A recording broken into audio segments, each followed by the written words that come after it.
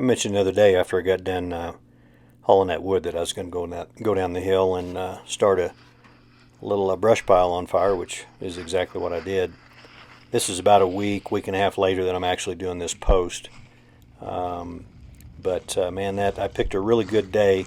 The only conditions that could have made it better for burning brush would have been maybe one more day of no rain, no moisture, and some wind. But I really just intended to burn that brush pile. I had one other one just below that. I was going to burn those, and leaves caught on fire, which I know they would, and started spreading. And the wind was a little bit stronger than what I'd normally like to have. 3 to 4 miles an hour, 3 to 5 miles an hour is really just about ideal on the wind. And I like to have it where the ground is not totally dried out, but where the dirt is just a little moist. And that very bottom layer of leaves on that particular day when I decided to burn was still a little moist, so I didn't get it. It didn't burn all the way down to the dirt, which is ideal, but it still burned the vast majority of the leaves. So anyway, what I'm doing there, I started just blowing a little fire break around that. I went out 10, 15 feet or so, and was just I was out there by myself. I didn't have anybody visiting, so I thought, well, I'll play it safe, and so I blew a little fire break around it, and I was watching it and just really observing the speed and the effect the wind was having on it and all that. And I thought, you know what, I think I can go ahead and burn a little bit more. I feel comfortable letting that kind of spread a little bit. So I did that. I just kind of went around picking up some debris and throwing it on that little pile, and just keeping a real close eye on it. And so I let it go a little ways longer, and just kept thinking it through. The whole time I'm very aware that I'm by myself today. There's nobody out here but me, and so if this thing gets out of control, by the time I can get any friends from town to get out here, I'm probably going to be the world of hurt. So I was pretty cautious about it, but decided I was just going to let it go.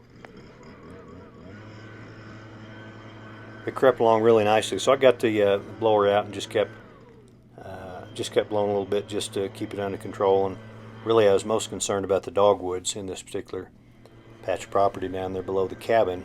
And dogwoods, it's been my experience, are fairly susceptible to fire. So even a controlled leaf burn, which doesn't, the flames don't get real high, but the leaves have a tendency to pile up around the trees and in certain areas, kind of like snow drifts. Well, these leaves will drift, and then you'll get a much hotter burn. And if it's around the base of some of these particularly the younger trees, not just dogwoods, but particularly dogwoods, it can kind of wreak havoc on them. So I was going around. You can see me there. I'm blowing leaves out from around the base of these, not just the dogwoods, but even some of the bigger trees, and then any of them that had any kind of holes in the bottom of the tree trunk.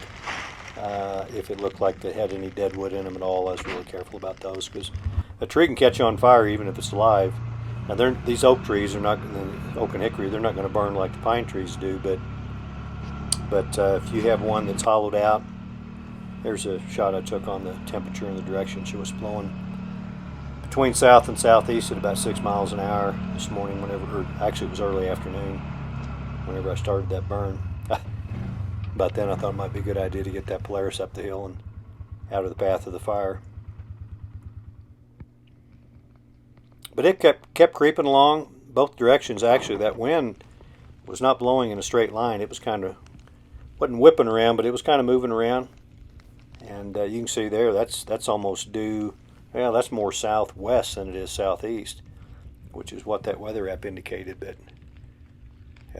producing a pretty good amount of smoke. I thought that was kind of cool the way that sun was shining through that smoke. This is down the hill a little bit further. I was surveying that whole situation down there, deciding how far down I wanted to burn. And that log right there, that's an old, that's a dead black gum tree that's on the ground, and it is totally hollow. Really cool tree. It's been down for probably 3 years or so. I'm going to do something with that, but initially I thought, well, I'll keep it away from that tree. I don't want to catch it on fire, but as time kind of went on, that fire spread slowly. I thought, oh, what the heck, I'll just, as long as I'll try to keep the fire out of that log there and just let that burn down that hill. But man, it was like I say, with the exception of probably one more day would have been perfect. You can see how much smoke that's producing there. One more day of no moisture and wind would have been just about ideal. And I don't know if you can see underneath that log there where there was a critter got under there and kind of kicked the leaves away and had been apparently hanging out down there. There was a few remnants of some acorns down there as well. Probably could have just been a squirrel. But anyway, so there I'm blowing the leaves away from that big old black gum. That thing is just so hollow, roughly 2 inches around the outer diameter of that log, and it's, other than that, it's totally hollow inside. I mean, easily big enough for even a bobcat to get in there if it wanted to.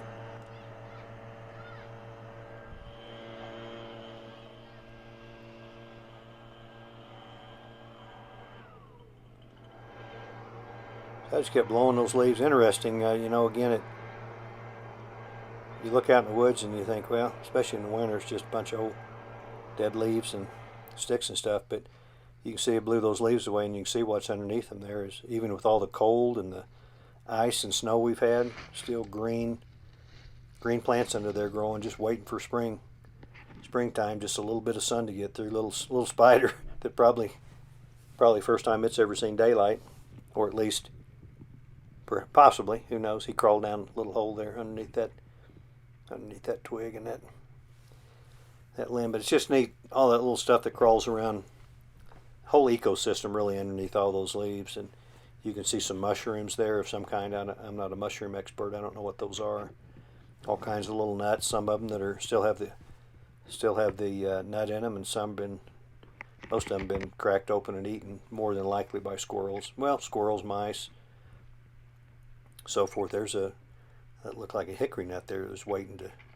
That thing literally might just was the sun hitting it now, and the fertilizer effect from the ash from off those leaves and sticks burning. Who knows, that thing might sprout up. But I kept a good eye on it the whole time. I was never scared, but I was concerned a few times. That's a sassafras tree that just had all kinds of holes in it from the woodpeckers. It was kind of cool. That's a old dogwood tree there. You can see how that's hollowed out down through that one big branch there.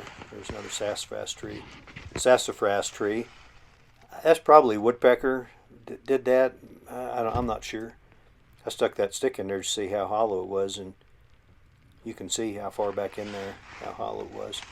A little bit unusual for sassafras trees to hollow out like that, at least based on my experience. There's clearly some woodpecker activity, a bunch of it on that tree. There's an old hole, probably made by a woodpecker, but they peck on these old trees. They have I don't know, somehow they know whenever these trees are dying and hollowing out, and the insects start getting in them, and that's whenever they'll start pecking in these trees. But I thought that was kind of a cool little sassafras. That's that black gum. You can see how hollow that is inside that darn thing. Really cool. I've got to come up with something to do with that tree. I don't know. I don't know what I'm going to do with that, but it's just too neat to saw it up and burn it. You can't split it. Gum is it doesn't really have a grain to it. And that old tree there, I don't know how old it is, but black gum grows pretty darn slow. Based on my experience, I haven't done any research on it, but just based on my experience with them, they're slow growers. This will give you a good idea why it's hard to walk on the side of these hills whenever you're cutting wood. That's what's under the leaves.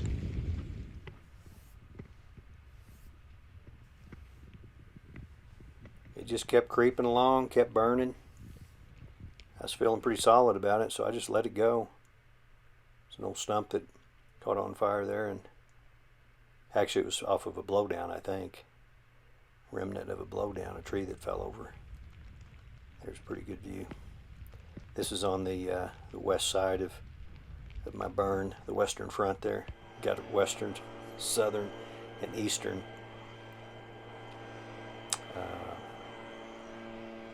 burns going, and it just kept creeping along all three directions. Started getting a little later in the afternoon. I thought, man, I don't want to be out here, till 6 o'clock the next morning fighting this darn, keeping this fire under control. So I dropped down pretty good ways below it in most areas and really started blowing a serious fire break. And so I went around all the way around that perimeter. I ended up with probably a 2 to 3 foot wide fire break, and I felt pretty good about it. Oh, this was kind of cool. This is an old, probably a stump that had rotted out, and those are holes, critters, so as that stump rots out over the years, the roots and everything rot, and then critters get down in there, and anything from mice to, obviously insects and possibly snakes as well. But I poked a stick down in there, and those holes were pretty far down in there. It was down there on the west side of the cabin, there, around the area of the old, or the current shooting range, soon to be the former shooting range, if I can ever get on top of Project 696, which I intend to start for too long here.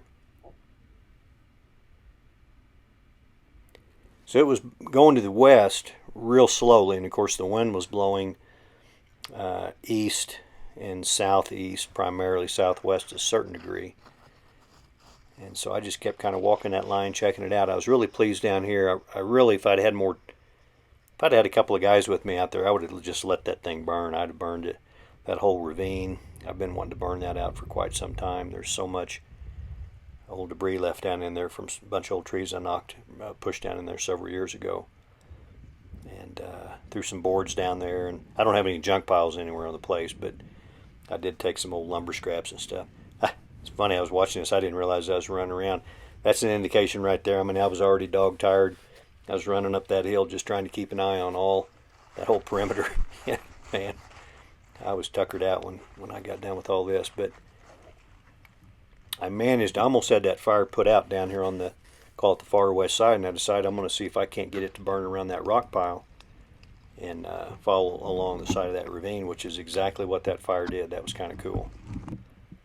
Right there, it had jumped my fire line. I had blown a break, and it jumped it a little bit, and was working its way down that hill. And I really would have liked to have burned all that down in that ravine there. But again, just in the interest of time, I'm the only one out here today, so I went ahead and played it safe. And about this time is when I really got serious about that fire break. It was getting real late in the afternoon, and although the dark didn't bother me in terms of being able to keep an eye on the fire, easier to watch it in the when it's dark, and easy to see where if it jumps a line or whatever, when it is dark. But so thick, some of that where I'm at right there, actually for probably 50, 60 yards, 100 yards, is just thick briars and brush and rocky. And I thought, man, I don't need to be tripping around down in there real late at night by myself where I can't really see very well. So I got real serious about that fire break. But I'm really anxious to see how this area right in here particularly, what happens with it this spring and summer, because I've never burned that far down there. So goodness, it's who knows how long it's been since any of that's been burned off. So it'll be anybody's guess as to what really pops out of there and what grows. But I've got to think it's going to be really good for the wildlife, and I'm really excited about that, which is one of the primary reasons I'm doing it. That and critter control. Just I like to push the critters out, keep them away from the cabin, away from the barn. And the less debris you have laying around, the fewer critters you're going to have, and ultimately those doggone snakes, which I'm not a huge fan of.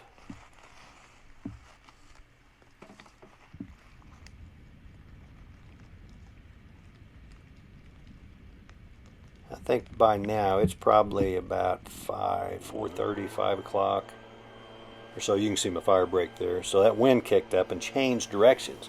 So 8 miles per hour. Now it's going northeast instead of southwest. Had a little bit better clip. So I really got serious about, well, started getting a little nervous, to be honest. And man, I was hoofing it. I don't know how many times I went around that perimeter making that fire break bigger. You can see there it's about a couple of feet wide or so. But I kept going back and forth on it and widening it up, especially in the areas where the leaves were really thick, because the thicker they are, the hotter they're going to burn, and then that catches more of the sticks and limbs and stuff that's dead on the ground. That catches more of them on fire. You get more sparks, and then when that wind kicks up, you really run the risk of getting a shower of sparks. I don't know why I'm laughing. It shouldn't be. It's never funny when a fire gets out of control, especially if I got my co-grandpa up there in New Jersey, Mike. If he's listening to this, he's probably thinking, is this guy crazy? He's laughing about fire, jumping a fire line. But anyway, you can see that fire break that I have going upside that hill. And that's really, that's by far, I've never burned that far down in those woods. And this is a really pretty area on the west side of the cabin, down this fairly gently sloping hillside. Not a ton of brush down in this particular area. Lots of big oak and hickory trees and dogwoods and gum and so forth down there. So it's really going to be a pretty area. I'm again, as I mentioned, I'm anxious to see how this the effect it has on it this spring as everything starts blooming.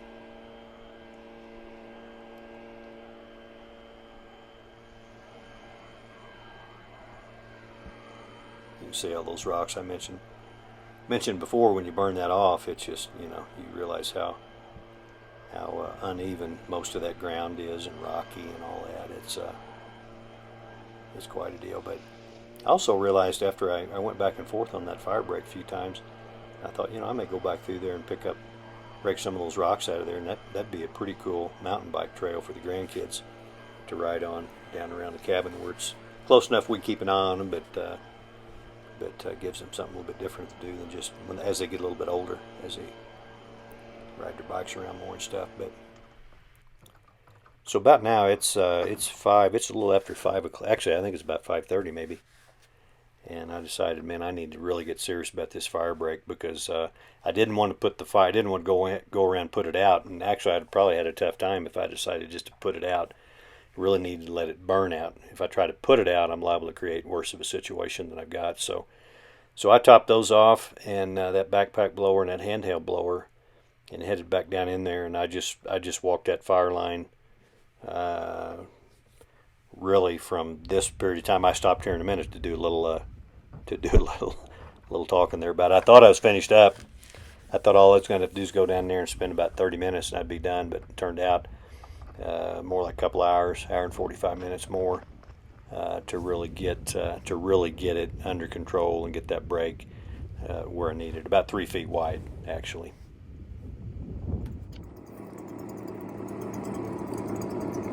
So I've got both these blowers fired up. I'm going to make one more run around the perimeter here just to make sure I don't have to come back. I've gone over that fire break twice, and it jumped it over there by that big ravine. So I got below it and took care of that, but I'm going to make one more run. It's almost dark. Not that that's a problem. It's actually, you can see it better in the dark than you can in the daylight. But so anyway, I'm really pleased with it. I got a heck of a lot burned off, way more than I thought I would. And make one more trip, and that'll be it.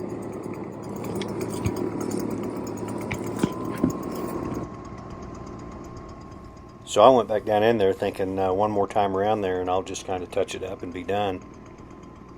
And so I did that, surveyed it again, looked it over, felt pretty good about it, and walked around, looked at it from every different angle. But what happened whenever I was on the far west side is that far east side had kicked up pretty good with that wind shift. Or excuse me, I was down on the far east side, and the far west side had kicked up a little bit more by the time I got back over there to take one final look at it. Again, thinking I'm just about done. And so I went back down in there. I didn't videotape that part of it because it was by the time that happened, it was almost dark. And plus I was concerned about just getting it done. That area down there is what I'm talking about, where it had kicked up on me. I thought it was going to burn itself out right about this time, but I went back down on that. That's on the west side. I went back down on the east side, but did another quick little what do you call it, cameo interview, what have you, and thinking I was about done.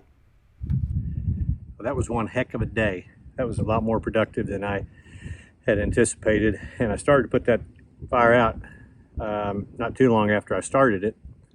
Started with just burning that little brush pile, and I thought, man, I've done a lot of leaf burning. Excuse me, I'm just gonna go ahead and let that baby burn.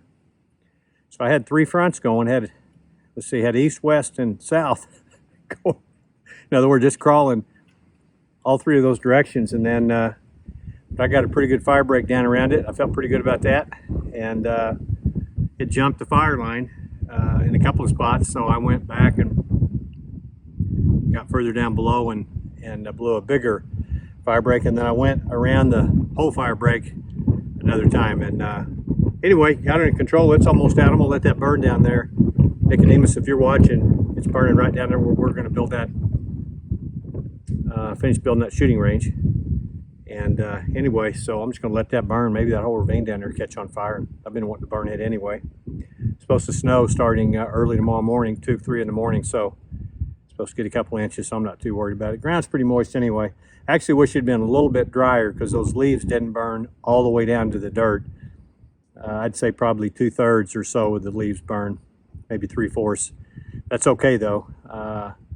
We should have better grass, and the deer and the turkey and even the squirrels are going to benefit, and the coons and everybody. Possums probably too. So glad I did that. I'd like to give a scream out to old Tori. Your mom tells me you're tuning in. You're watching the squirrel ranch. That tickles me to death. So Tori, thanks for watching. That's Tori Tornado, all grown up. And shout out to Dave Levan. Dave, those leaves we burned back, I think it was in November, all the way around the cabin. That made a great fire break, a big fire break up here. So I didn't have to worry at all about it getting out of control and coming up to the cabin or the barn. So that worked out great. And scream out to old John up in Kansas City. John, glad you're tuning in. One day we're going to drink that beer on the back porch of the, or front back deck or what have you, your cabin. We're going to drink that beer and talk about the pork palace and Jurassic pork, and I got to tell everybody about that someday. That's just one of the funniest darn things. Has to do with the herd of feral hogs. They don't call them a herd, they call them something else. A sounder of feral hogs. And my friend John and I. Anyway, appreciate you guys tuning in, and we'll come back at you later.